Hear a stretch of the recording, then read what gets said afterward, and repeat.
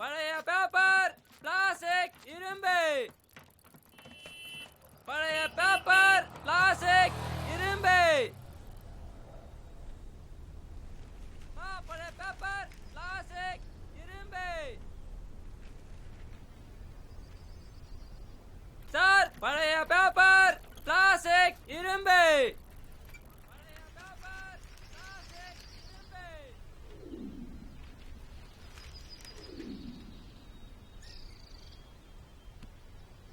வெந்நீர் கலந்துட்டேன், குளிக்க வாங்க. ஞாயிற்றுக்கிழமை தானேம்மா, லேட்டா குளிக்கிறேன்னு. மணி 9:30 ஆயிடுச்சுங்க. சரி வரேன் போ.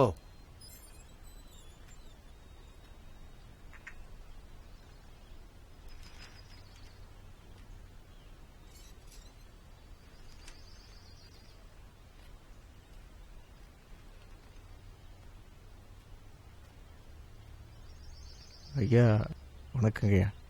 என்ன வேணும்? என் சம்சாரம் பெரிய ஆஸ்பத்திரியில் இறந்து போயிடுச்சு. ஏங்க போன். சொல்லுங்க. ம் ம் ஆஃபீஸ்க்கு வாங்க பேசலாம். சொல்லு. என் சம்சாரம் இறந்துட்டாங்க ஐயா. ஊருக்கு எடுத்துகிட்டு போகணும். கையில் காசு இல்லை. பெரியவங்க நீங்கள் பார்த்து உதவுனீங்கன்னா புண்ணியமாக போகுமையா. எந்த ஊர்? திருவண்ணாமலைங்கய்யா. எந்த ஆஸ்பத்திரின்னு சொன்ன? பெரிய ஆஸ்பத்திரி. பெரிய ஆஸ்பத்திரினா சென்ட்ரலில் இருக்கு அதுவா? ஆமாங்கய்யா. அங்கேருந்து இங்கே எப்படி வந்த? 1000 ரூபா அட்வான்ஸை கொடுத்து மிச்சத்தை வீட்டில் போய் தரேன்னு வண்டியை பிடிச்சங்கய்யா. அவனும் ஒத்துக்கிட்டு தான் வந்தான். திடீர்னு என்ன நினச்சானோ தெரியல, மொத்த காசையும் கொடுத்தா தான் வருவேங்கிறான். இங்கே தெரிஞ்ச ஒரு வீடு ஒன்று இருந்துச்சு, அவர்கிட்ட காசு வாங்கலான்னு போனேன். ஆனால் வீட்டை கண்டுபிடிக்க முடியலையா.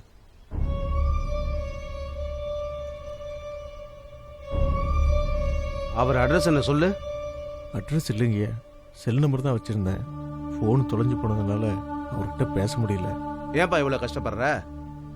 உங்களை மாதிரியானவங்க ஒரு ஃபோன் போட்டா அரசாங்கமே அடக்கம் பண்ணிடுமே. உசுரோடு இருக்கிறப்போ அவன் ஆசைப்பட்ட எதையும் நான் செஞ்சதில்லை. உசுரை விட்டுறப்போ கையில் காசு இல்லைன்னு அனாதை பண்ண மாட்டோம். இங்கே எங்கேயாவது என்னை எரிச்சிடாத, எப்படியாவது ஊருக்கு கொண்டு போயிடுன்னு சொன்னாயா.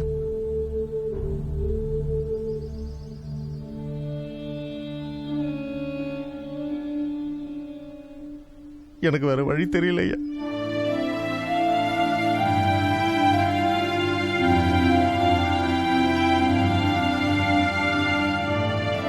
பாவமா இருக்குங்க, ஏதாவது கொடுத்து விடுங்க.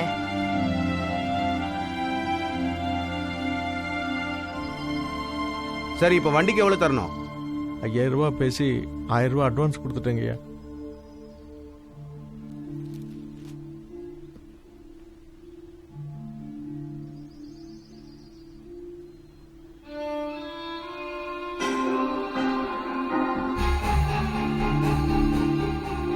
ஏங்க போனா போதுங்க, ஏதாவது கொடுத்து விடுங்க. பொறு. இப்போ வண்டி எங்க நிக்குதான்? மெயின் ரோடுக்கு பக்கத்தில் ஒரு மைதானம் இருக்குல்ல ஐயா, அங்கே தான். எந்த மெயின் ரோடு சொல்ற? ஆள் நடமாடுறதுக்கு மட்டும் ஒரு இரும்பு பாலம் இருக்குல்ல ஐயா. ஓ, அங்க மைதானம் எங்க இருக்கு? சுற்றி கம்பி வலையெல்லாம் போட்டிருப்பாங்க ஐயா. மைதானத்துக்குள்ளேயே வண்டி நிக்குதா? இல்லைங்கய்யா, அதை தாண்டி ஒரு ஆலமரம் இருக்குல்ல, அங்கே தான். நீ சொல்றது இண்டஸ்ட்ரியல் ஏரியா, அங்க ஆலமரங்கிற மைதானங்கிற. நீ சொல்றது நம்பும்படி இல்லையே. ஏங்க இப்ப நீ சும்மா இருக்க போறியா இல்லையா?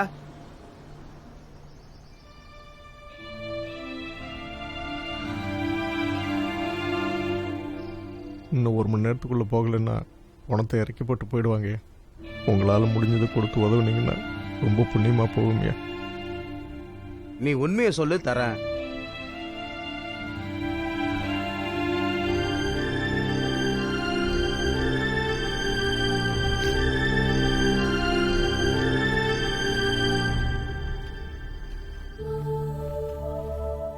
ஏங்க கூப்பிடுங்க அவரை. அவருக்கு கொடுக்கறதுல என்ன குறைஞ்சா போயிட போறோம் நாம. பசிக்குது காசு இல்லைன்னு உண்மையை சொல்லியிருந்தா தந்திருப்பேன். அதை விட்டுட்டு சம்சாரம் செத்து போச்சா, வண்டி நிக்குதான், ஆல மரமா, எவ்வளவு பொய். எனக்கு என்னமோ பொய் சொல்ற மாதிரி தெரியல. எப்படி சொல்ற? பொய்யா இருந்தா நீங்க கேட்ட கேள்விக்கெல்லாம் திட்டிட்டு போயிருப்பான். இந்த மாதிரி அழுதுகிட்டே போயிருக்க மாட்டான். தட்டு வாங்கி அதுல அவனே காசு போட்டு வந்து கேக்குறான். அவ சொல்றத போய் உண்மைன்னு சொல்லிட்டு இருக்கியே. இல்லங்க, எனக்கு எல்லாம் தெரியும். போய் வேலைய பாரு.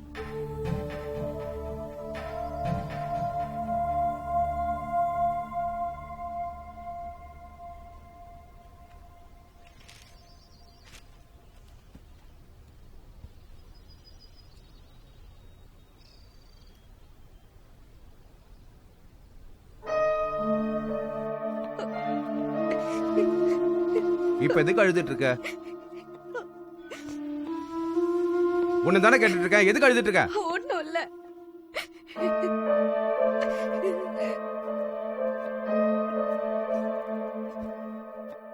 உண்மையை சொல்லு. அவனை விரட்டி விட்டதுனால தானே அழுகுற? என்னமோ தெரியலங்க, அவன் அழுதத நினைச்சுக்கிட்டு அழுக வந்துடுச்சு. அப்ப எம்எல் நம்பிக்கை இல்லையா? நீங்க சொல்றதுதான் உண்மை. நான் அழல, போதுமா?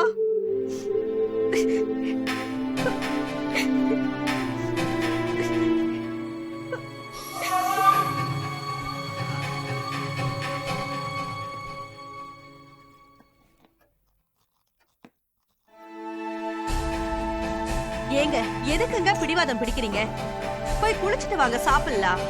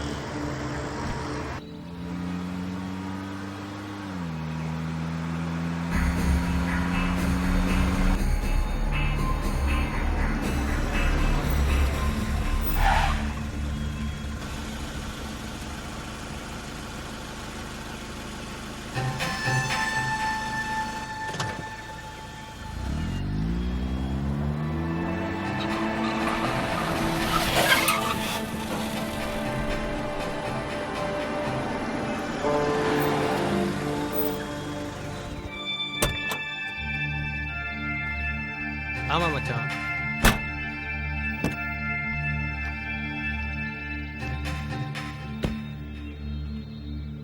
டிரைவர்,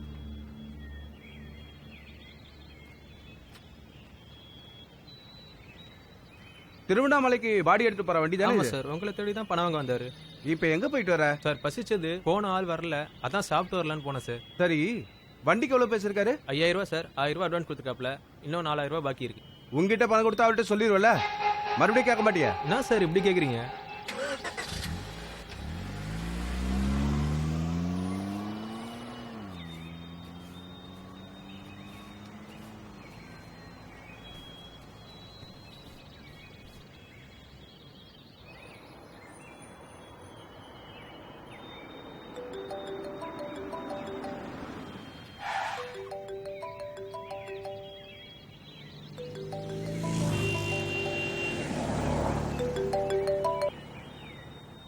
ஹலோ, சொல்லுப்பா. குடு குடு.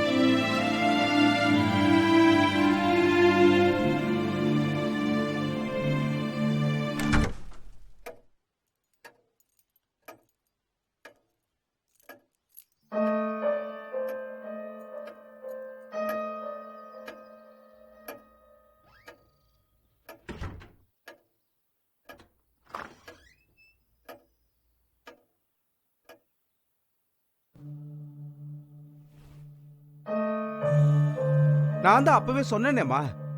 அவ சொன்ன இடம் முழுக்க தேடி பார்த்தேன். ஒன்னுத்தையும் காணோம். சரி, நீங்க குளிச்சிட்டு வந்து சாப்பிடுங்க.